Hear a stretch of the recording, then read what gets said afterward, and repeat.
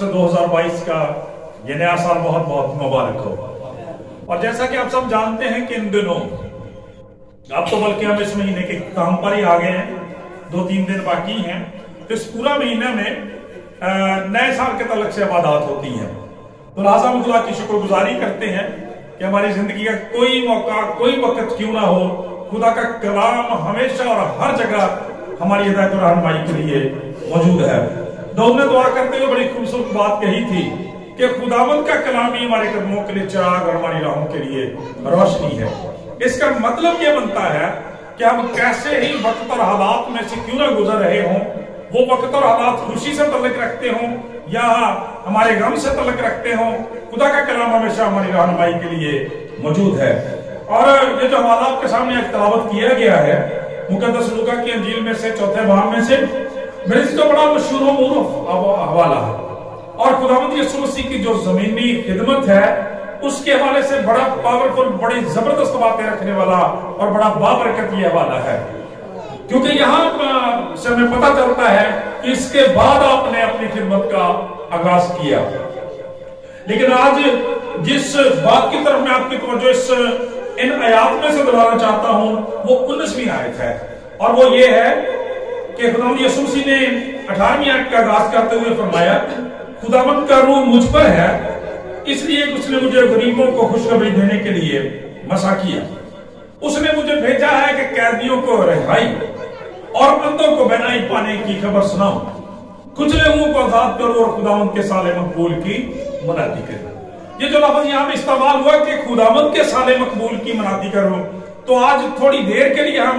इस पर गौर करेंगे कि जब खुदा का कलाम ये बयान करता है कि खुदावंद यीशु मसीह ने फरमाया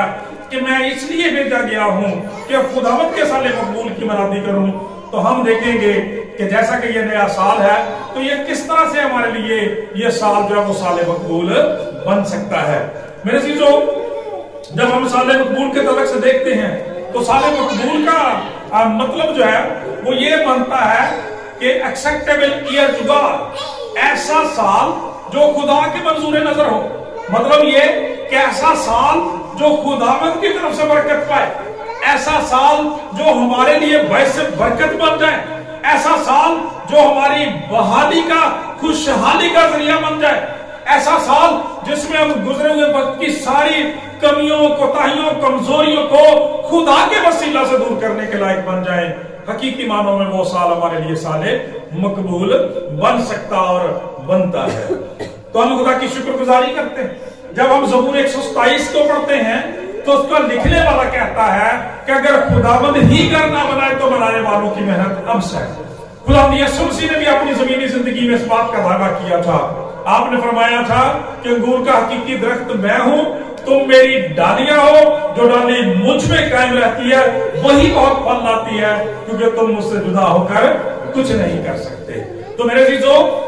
अगर हम खुदा से जुदा होकर किसी वक्त को, साल को गुजारते हैं तो वो एक्सेप्टेबल ईयर नहीं बन सकता, खुदा की फेवर का साल नहीं बन सकता, खुदा की बरकत का साल नहीं बन सकता। लेकिन अगर खुदा की नजर करम हमारे साथ है तो मेरे चीजों, साल तो क्या मैं कहता हूं, हमारा हर दिन जो है वो खुदा में मुबारक होता और हो सकता है। लिहाजा खुदा का कलाम ये बयान करता है, जब हम इस हवाले को देखते हैं, खुदा का पाक कलाम ये बयान करता है कि यीशु मसीह ने इबादत खाना के अंदर खड़े होकर इस बात का दावा किया था, और ये खुदा यीशु मसीह का दावा था मेरे अजीजों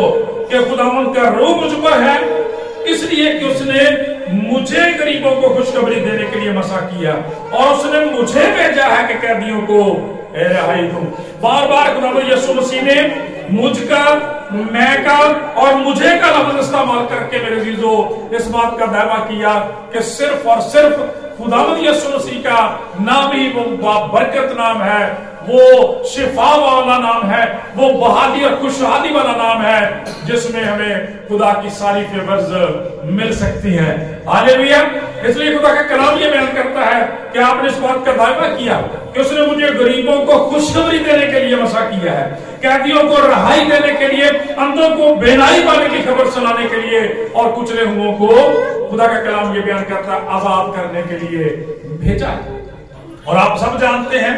کہ جب خداوند یسوع مسیح پیدا ہوئے آپ نے اپنی خدمت اقدس کا آغاز کیا تو یہ سارے مسائل جو تھے اور وہ بنی اسرائیل کے اندر تھے، یروشلم کی سرزمین پر، فلسطین کی سرزمین پر پائے جاتے تھے۔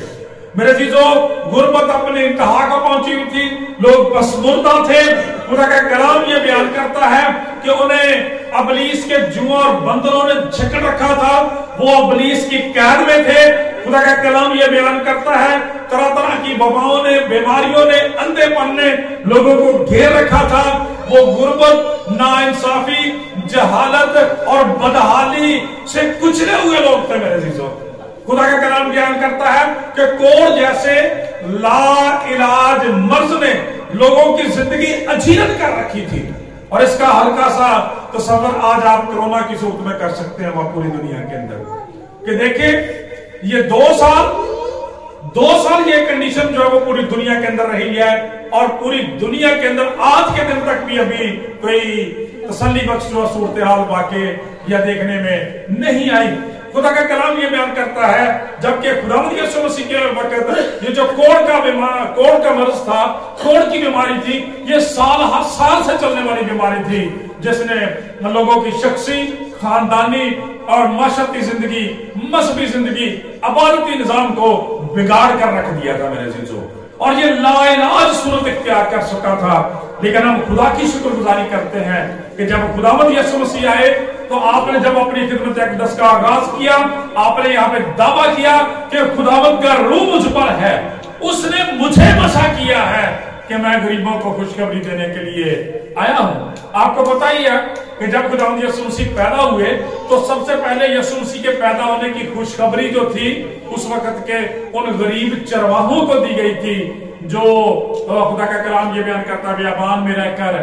جو اپنے گلہ کی نگہبانی کر رہے تھے، اور جب وہ فرشتہ کے ظہور سے ڈر گئے تو فرشتہ نے ان سے کہا ڈرو مت، بلکہ دیکھو میں تمہیں بڑی خوشی کی بشارت دیتا ہوں جو ساری امت کے واسطے ہوگی کہ آج تمہارے لیے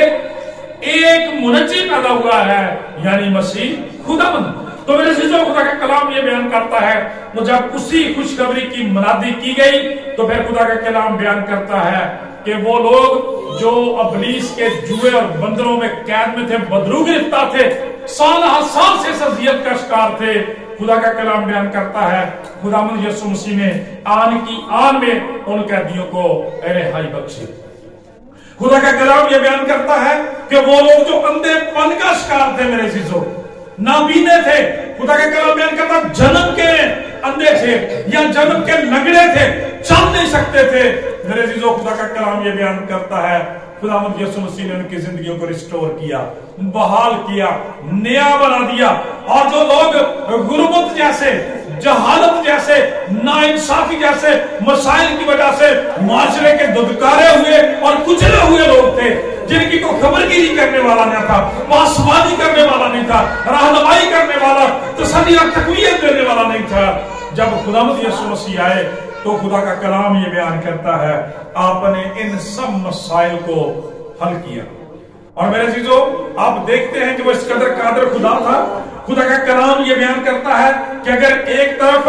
بدرو گرفتہ کو آزاد کرتا ہے، کوڑ جیسے مارے ہوئے